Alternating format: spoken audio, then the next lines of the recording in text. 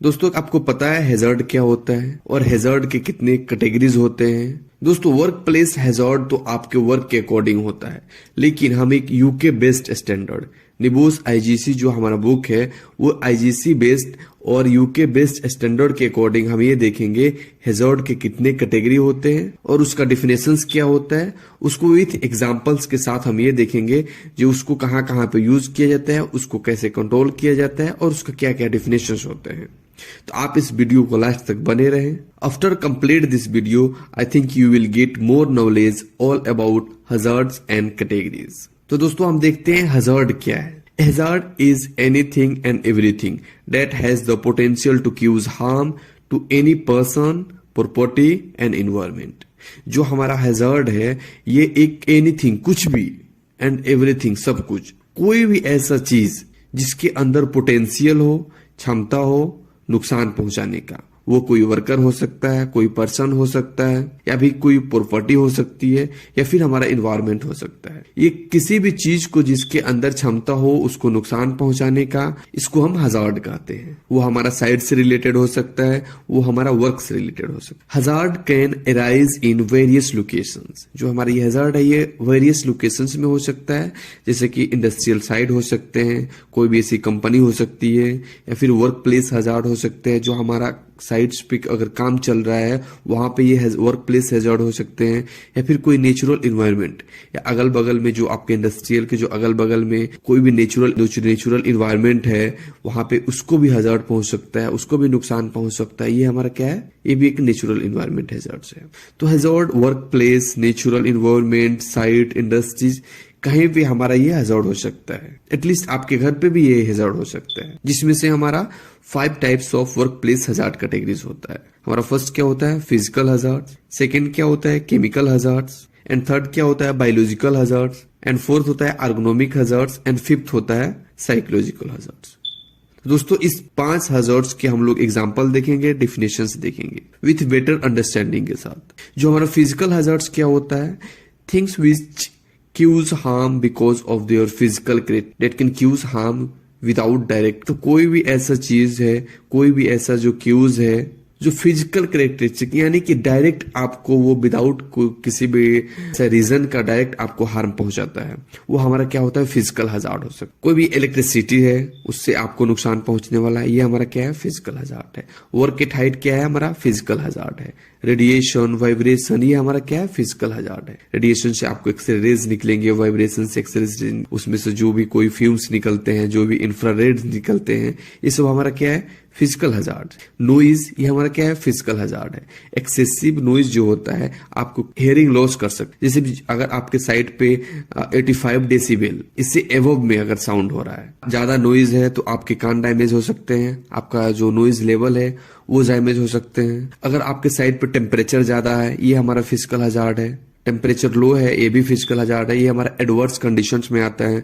आपके साइड से टेम्परेचर कैसा है, जिससे आपको हीट हो सकता है, हीट स्ट्रोक हो सकता है, नोशिया हो सकता है, आपको वोमिटिंग होने लगता है, आपको अनकॉन्शियस हो सकता है। मोस्टली ये जो समर सीजन होता है, गर्मी के मौसम में होता है, जो आपका हीट स्ट्रोक अधिकतर होता है, ये सब हमारा फिजिकल हैजार्ड है। मूविंग मशीन, मशीन का जो पार्ट्स होता है वो मूविंग करता है, कोई भी व्हीकल्स होता है, ये हमारा सब क्या है, फिजिकल हैजार्ड है।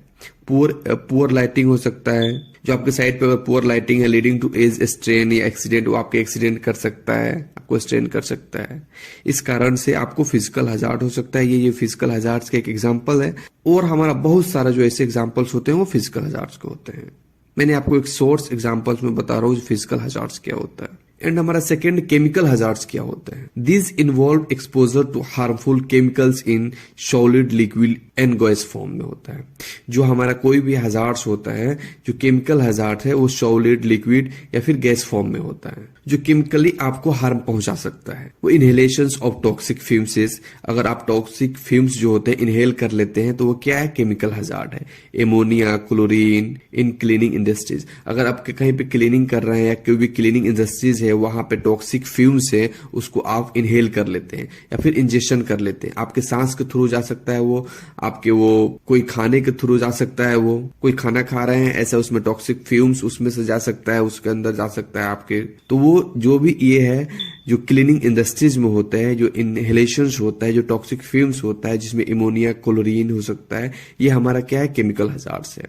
फ्लेमेबल सब्सटेंसेस जिसमें gasoline solvent in manufacturing parts, अगर आप कोई भी मैन्युफैक्चरिंग पार्ट्स कहीं भी हो रही है जिसमें गैसोलीन हो सकता है, जिसमें सॉल्वेंट हो सकता है, कोई भी वैसा फ्लेमेबल जो सब्सटेंसेस है वो आपका केमिकल हजार्ड्स है। Long term exposure to carcinogens जो होता है हमारा, ये एक सिंथेटिक केमिकल हजार्ड्स होता है। जो कार्सिनोजेंस हमारा होता है एक सिंथेटिक केमिकल हजार्ड होता है, इससे मोस्टली अधिकतर लोगों को कैंसर की बीमारी होती है। ये हमारा क्या है केमिकल हजार्ड है। एस्बेस्टस इन कंस्ट्रक्शन वर्क, जो हम मोस्टली अधिकतर कंस्ट्रक्शन वर्क में जो काम होता है, जैसे कि वो सीमेंट होता है, सीमेंट क्या है हमारा एस्बेस्टस डस्ट है।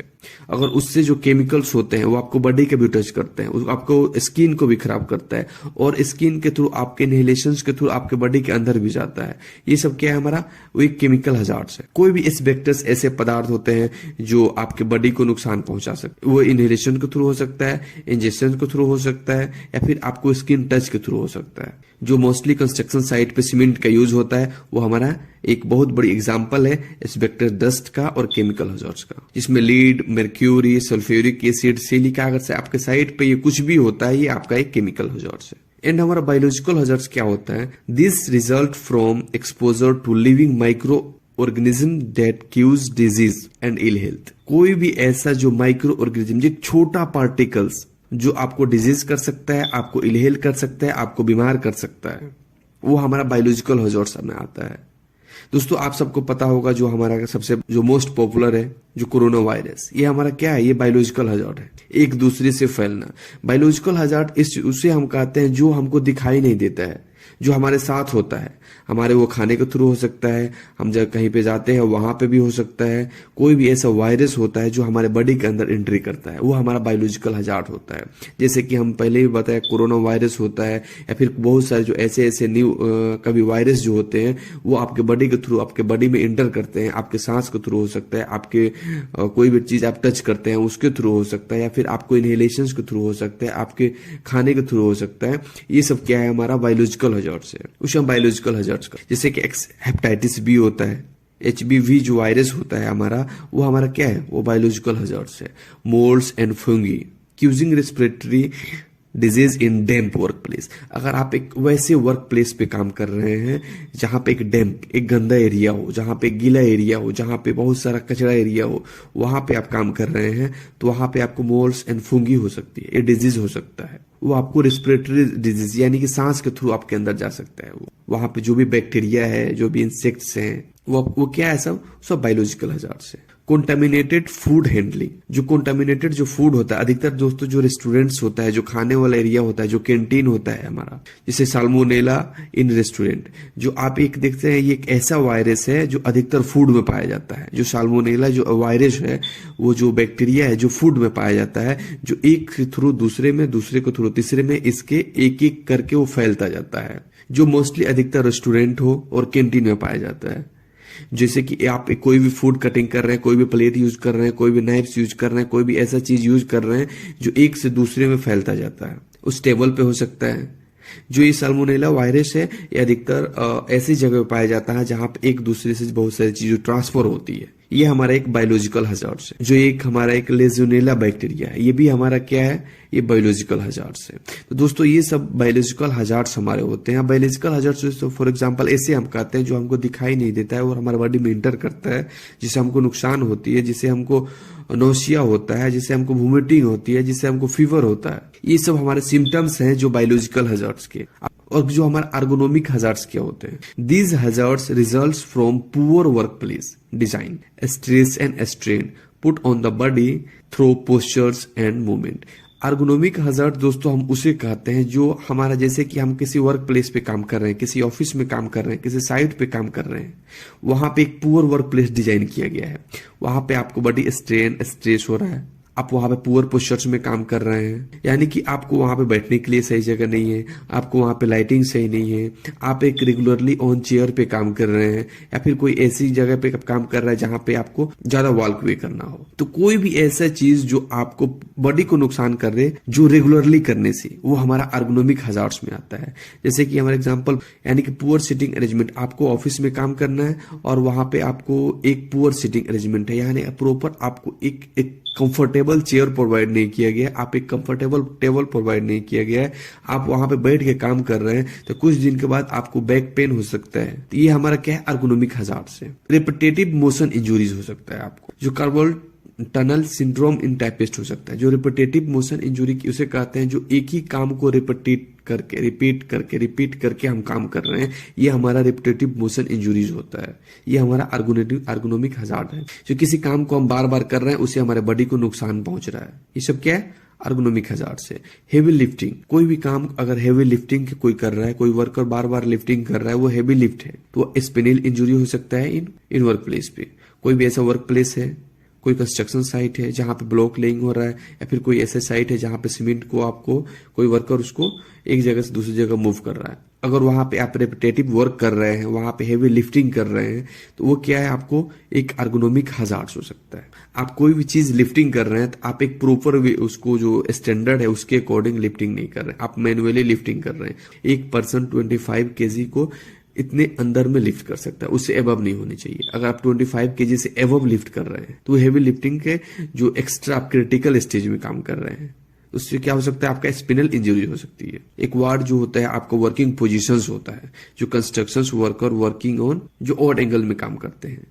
कोई भी ऐसा जो एक वर्ड जो होता है जिसको कोई प्रॉपर वे नहीं है काम करने का, जो भी कोई लिफ्टिंग कर रहा है, कोई सामान ऐसे A1 प्लेस से दूसरी प्लेस पे मूविंग कर रहा है जिसका एक प्रॉपर वे नहीं है, जो कोई भी लिफ्टिंग का एक उसके पास प्रॉपर प्लान नहीं है, कोई भी ऐसा जो काम कर रहे हैं जिससे आपको नुकसान हो, आपको बॉडी का नुकसान हो, आपके बॉडी में कोई भी पार्ट्स को, आपका हाथ हो सकता है, आपका पैर हो सकता है, आपकी आंख हो सकता है, आपका सर हो सकता है, कोई भी चीज को रिपीटेडली करने से आपको नुकसान पहुंचता है, उसको अर्गोनोमिक हजार्ड्स कहते हैं। तो दोस्तों अर्गोनोमिक हजार्ड हम उसे कहते हैं जिससे आपको रिपीटेटिव काम करने से, पुअर सिटिंग से, या फिर कोई ऐसे हेवी लिफ्टिंग कर रहे हैं, या फिर कोई ऐसे वर्क कर रहा है जहां पे प्रॉपर लाइटिंग नहीं है, तो आपको आंख का नुकसान पहुंच सकता है, आपको दिखाई कम देने लगेगा। तो ऐसे चीज को हम अर्गोनोमिक हजार्ड्स कहते हैं, जो हमें बॉडी को, जैसे कि हम कभी साइट अपना कंपनी ज्वाइन किए, वहां पे एक हम प्रॉपर वे में एक हम फिट थे, और वहां पे उस वर्क के अकॉर्डिंग और उस वर्क के वजह से आपको अगर कोई नुकसान पहुंचता है, आपको कोई डिजीज हो जाता है, तो आपको अर्गोनोमिक हजार्ड्स में जाएगा वो। एंड हमारा फिफ्थ क्या होता है, psychological hazards. This relate to mental and emotional wellbeing, things that have the potential to cause injury to the mind rather than the body. यानी कि जो साइकोलॉजिकल हजार्ड्स होता है, ये रिलेट करता है आपको मेंटल एंड इमोशनल वेलबींग को, और ये जो आपको साइकोलॉजिकल हजार्ड आपके बॉडी से ज्यादा आपके माइंड को ये इंजुरी करता है।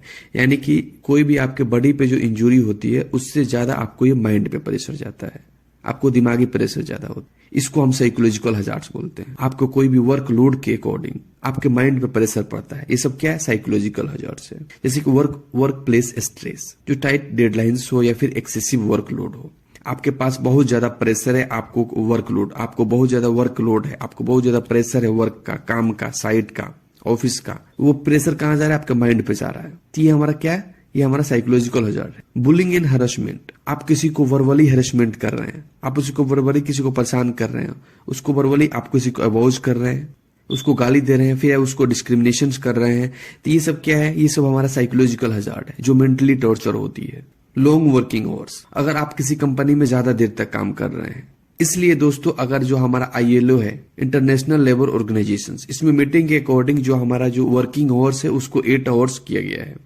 क्योंकि अगर आपको किसी कंपनी में ज्यादा देर तक काम करना पड़ रहा है और आपके पास बहुत ज्यादा थकावट है, फटीग हुआ है, आपको बर्नआउट हुआ है, हेल्थ केयर का जो प्रोफेशनल्स हैं उसको, मतलब जो अभी आपके कंपनी के वर्कलोड के अकॉर्डिंग और उस पर ज्यादा आप लॉन्ग आवर्स काम कर रहे हैं, आपको वर्किंग आवर्स ज्यादा काम कर रहे हैं, आप 10 घंटा, 12 घंटा, 15 घंटा काम कर रहे हैं, तो आपके ये क्या होगा, आपके मेंटली प्रेशर होगा, आपके माइंड पे लोड जाएगा, जिससे कि बहुत सारे लोगों को ब्रेन हेमरेज करते हैं। तो ये सब क्या है, हमारा साइकोलॉजिकल हजार्ड्स में आता है। ये आपकी जॉब जो है इनसिक्योरिटी है, आपको फियर है आपको जॉब का, तो क्या कर आपको लीडिंग एंजाइटी कर सकता है। यानी कि आप साइड पे काम कर रहे हैं, आपको प्रेशर है, ये मैं काम नहीं करूंगा तो मेरा जॉब चला जाएगा, मुझे 10 घंटे नहीं मुझे 15 घंटे काम करना है, मैं काम नहीं करूंगा तो मुझे जॉब चला जाएगा, या फिर मैं ये चीज को आज कंप्लीट नहीं किया तो मेरा जॉब चला जाएगा। तो ये चीज क्या आपको मेंटली प्रेशर करता है, आपके माइंड पे लोड जाता है, ये हमारा साइकोलॉजिकल हजार्ड्स में आता है। आज आपका बॉस ने बताया जी आज ये चीज हमको पूरी कंप्लीट की कंप्लीट चाहिए,